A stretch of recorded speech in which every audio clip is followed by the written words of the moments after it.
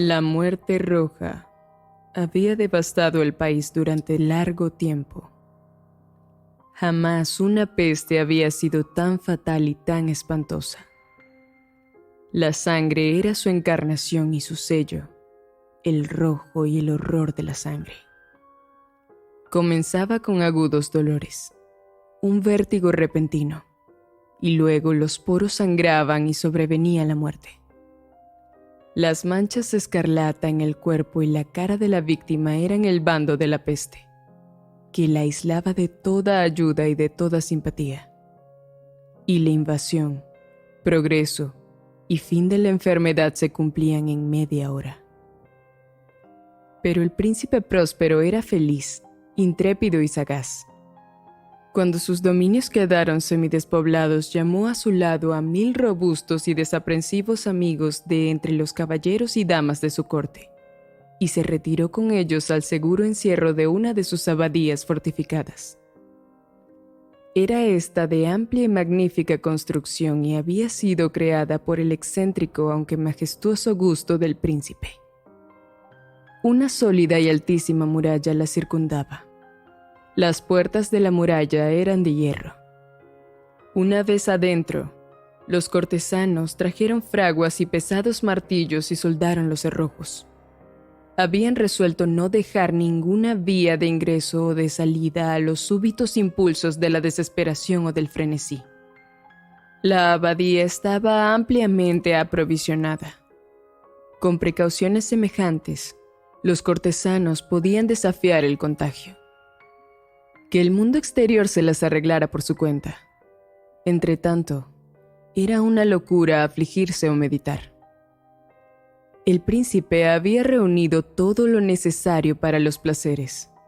Había bufones, improvisadores, bailarines y músicos. Había hermosura y vino. Todo eso y la seguridad estaban del lado de adentro.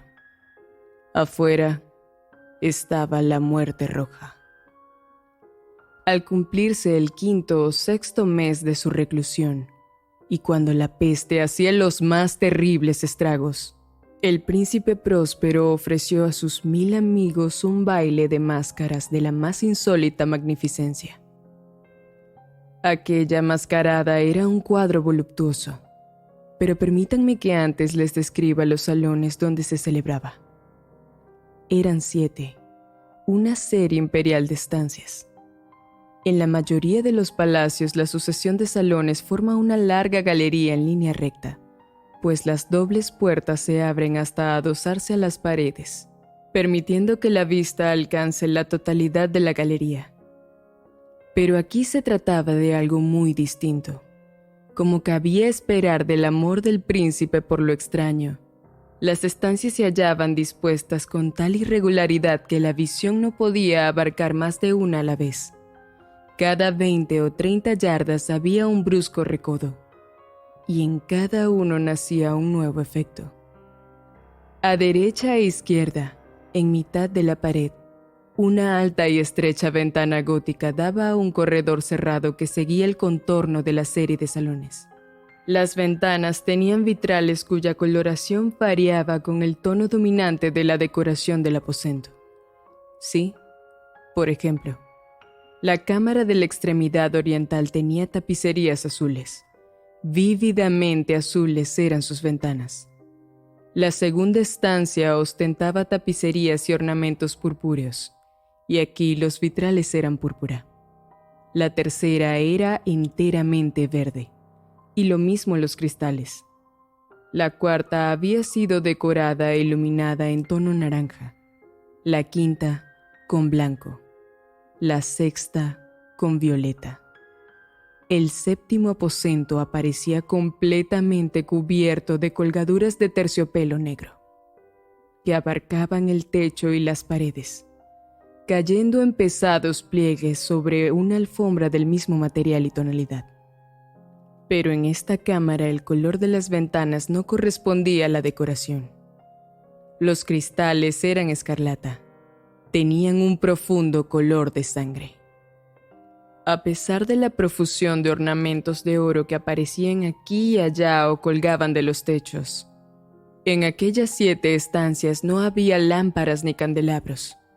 Las cámaras no estaban iluminadas con bujías o arañas, pero en los corredores paralelos a la galería y opuestos a cada ventana, se alzaban pesados trípodes que sostenían un ígneo brasero, cuyos rayos proyectábanse a través de los cristales teñidos e iluminaban brillantemente cada estancia. Producían en esa forma multitud de resplandores tan vivos como fantásticos. Pero en la cámara del poniente, la cámara negra, el fuego que, a través de los cristales de color de sangre, se derramaba sobre las sombrías colgaduras, producía un efecto terriblemente siniestro y daba una coloración tan extraña a los rostros de quienes penetraban en ella, que pocos eran lo bastante audaces para poner allí los pies. En este aposento, contra la pared del poniente, se apoyaba un gigantesco reloj de ébano. Su péndulo se balanceaba con un resonar sordo, pesado, monótono. Y cuando el minutero había completado su circuito y la hora iba a sonar, de las entrañas de bronce del mecanismo nacía un tañido claro y resonante, lleno de música. Mas su tono y su énfasis eran tales que, a cada hora, los músicos de la orquesta se veían obligados a interrumpir momentáneamente su ejecución para escuchar el sonido, y las parejas danzantes cesaban por fuerza sus evoluciones.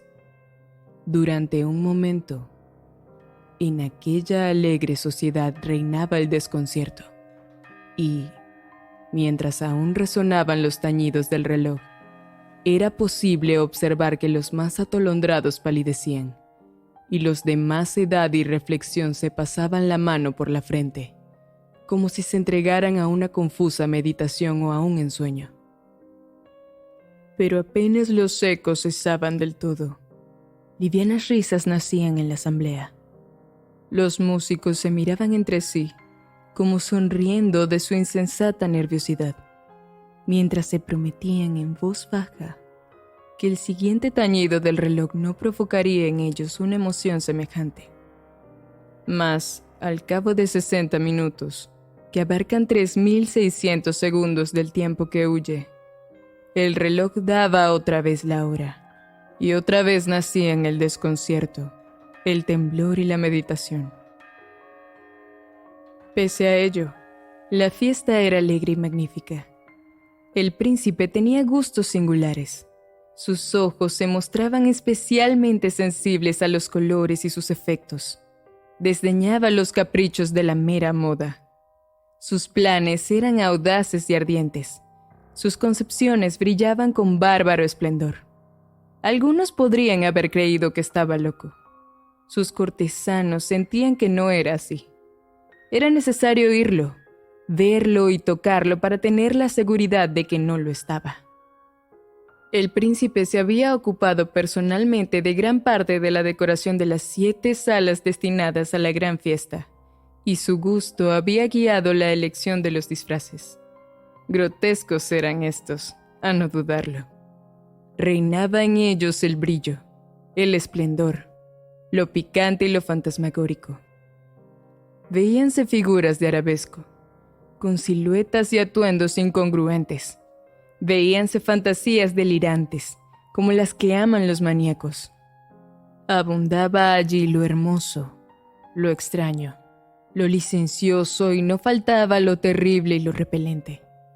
En verdad, en aquellas 7 cámaras se movía, de un lado a otro, una multitud de sueños. Y aquellos sueños se contorsionaban en todas partes, cambiando de color al pasar por los aposentos y haciendo que la extraña música de la orquesta pareciera el eco de sus pasos. Mas otra vez tañe el reloj que se alza en el aposento de terciopelo. Por un momento todo queda inmóvil.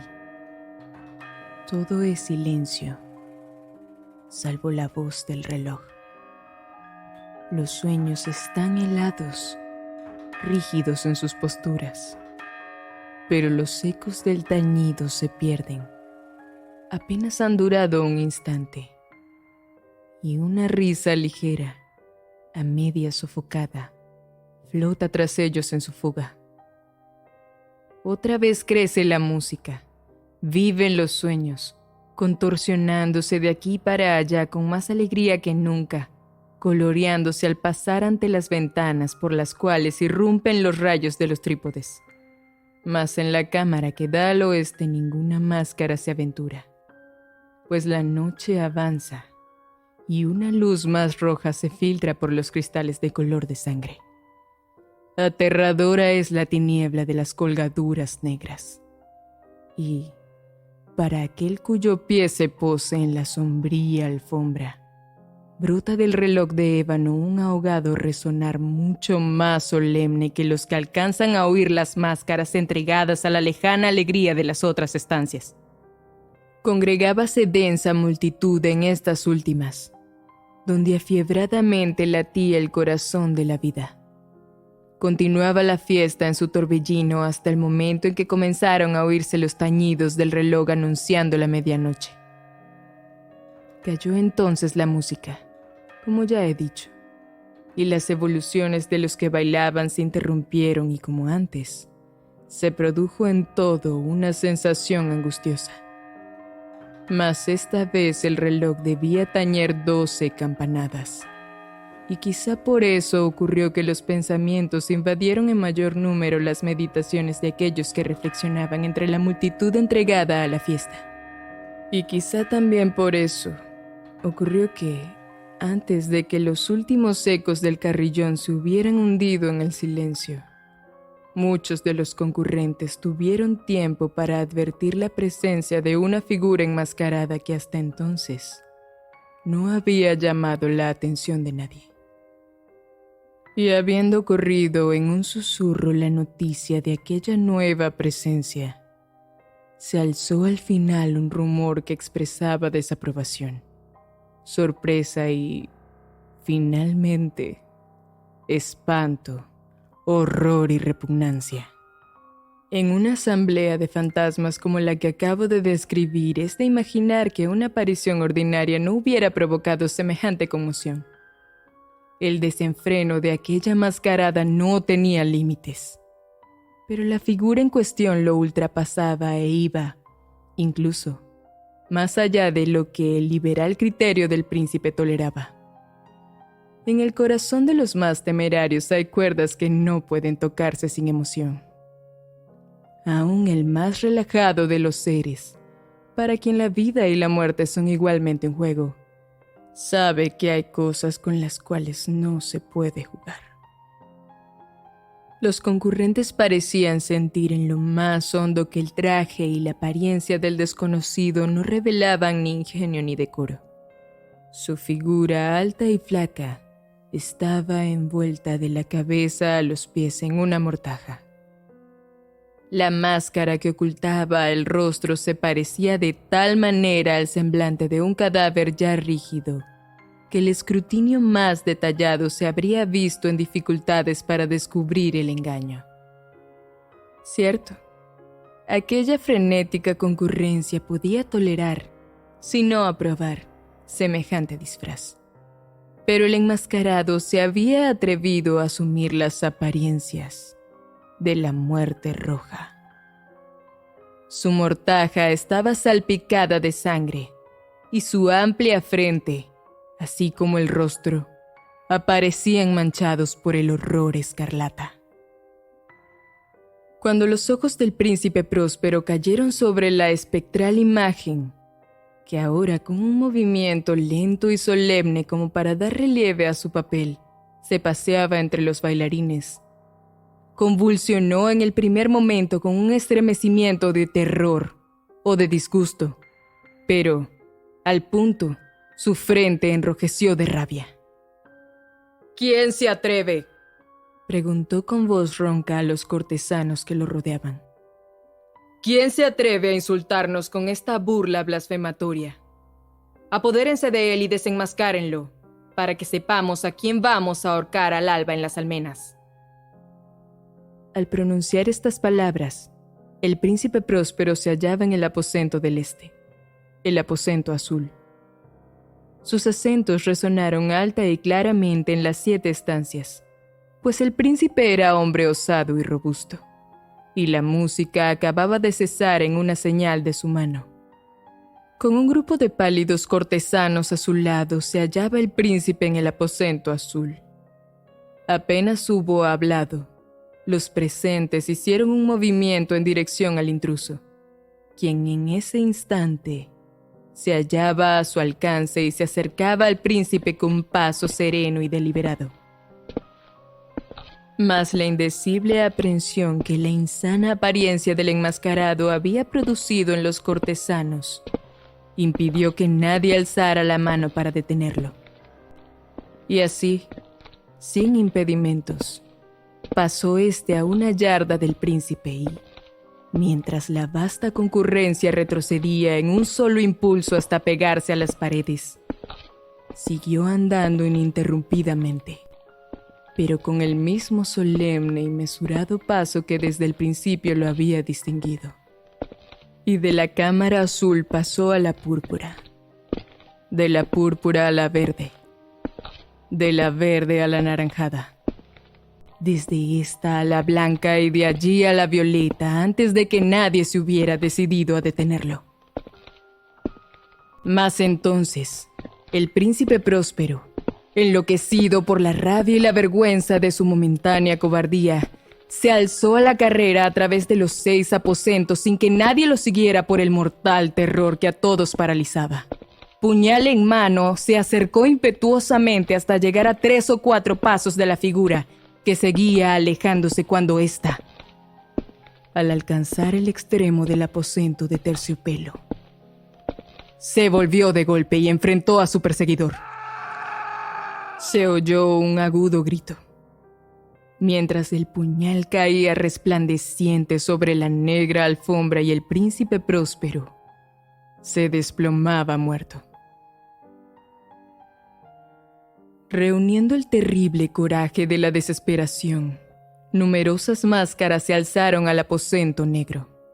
Pero, al apoderarse del desconocido, cuya alta figura permanecía erecta e inmóvil a la sombra del reloj de ébano, retrocedieron con inexpresable horror, al descubrir que el sudario y la máscara cadavérica, que con tanta rudeza habían aferrado, no contenían ninguna forma tangible.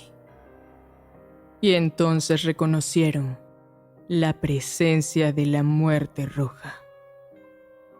Había venido como un ladrón en la noche, y uno por uno cayeron los convidados en las salas de orgía manchadas de sangre, y cada uno murió en la desesperada actitud de su caída.